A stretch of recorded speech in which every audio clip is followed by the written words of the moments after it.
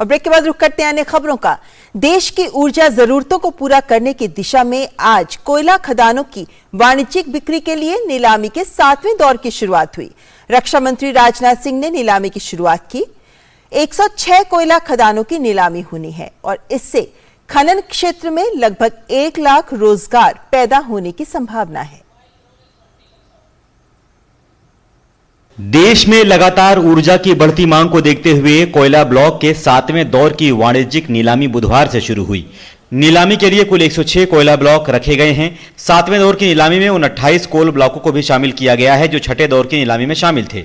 आत्मनिर्भर भारत के उद्देश्य से सबसे पहले वाणिज्यिक कोयला खदानों की नीलामी का जून 2020 में प्रधानमंत्री नरेंद्र मोदी ने शुभारंभ किया था। इसी दिशा में बुधवार को कोयला ब्लॉक की नीलामी के 7वें दौर की प्रक्रिया शुरू हुई। कोयला खदानों का चयन निवेशकों की मांग के आधार पर किया गया। नीलामी कार्यक्रम में रक्षा मंत्री राजनाथ सिंह बतौर मुख्य अतिथि के रूप में शामिल हुए। राजनाथ सिंह ने कहा कि विकास के लिए ऊर्जा की खपत बढ़ रही है और आवंटन इसी दिशा में एक जरूरी कदम है। सक्सेसफुल ऑक्शनिंग देश की इकोनॉमी को और अधिक मजबूत करने में मददगार सिद्ध होगी, ऐसा मेरा विश्वास है।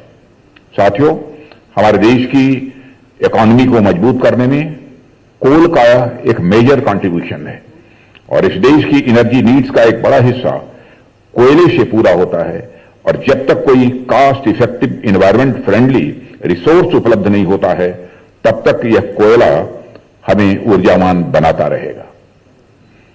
इंडस्ट्री हमारी इकोनॉमी की बैकबोन है और प्रोडक्शन लेवल में बढ़ोतरी के साथ साथ कोल जैसे इनपुट्स की स्टेबल और एश्योर्ड सप्लाई में भी यह बढ़ोतरी यह आवश्यक हो जाती है।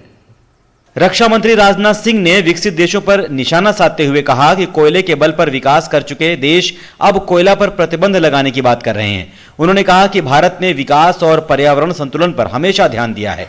साथ ही उन्होंने ऊर्जा की बढ़ती खपत के लिए प्रदूषण रहित और पर्यावरण अनुकूल ऊर्जा संसाधनों पर जोर देने की बात कही।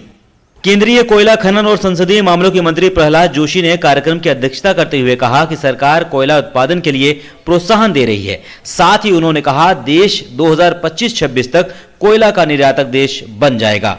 माननीय रक्षा मंत्री जी के नेतृत्व में एक घोषणा करना चाहता हूं, 25-26 में India will export the coal. Sir, जब आप और माननीय प्रधानमंत्री जी के नेतृत्व में मुझे जिम्मेदारी मिला था, हम कोल इंपोर्टर थे। जो हमारे पास कोयला नहीं है, मेटलर्जिकल कोल वगैरह, वो तो अलग बात है, लेकिन थर्मल कोल हम इंपोर्ट बंद करते हैं, एक्सपोर्ट 25-26 से हम एक्सपोर्ट शुरू करते हैं। देश में अधिकांश बिजली कोयला संचालित संयंत्रों में बनती है। इसके अलावा कई उद्योगों में कोयले का व्यापक पैमाने पर इस्तेमाल होता है। अप्रैल और मई महीने में देश में बिजली की बढ़ती मांग को देखते हुए सरकार पहले ही हरकत में आ चुकी है। कोयला ब्लॉक की बिक्री से खनन क्षेत्र में रोजगार के काफी अवसर पैदा होंगे।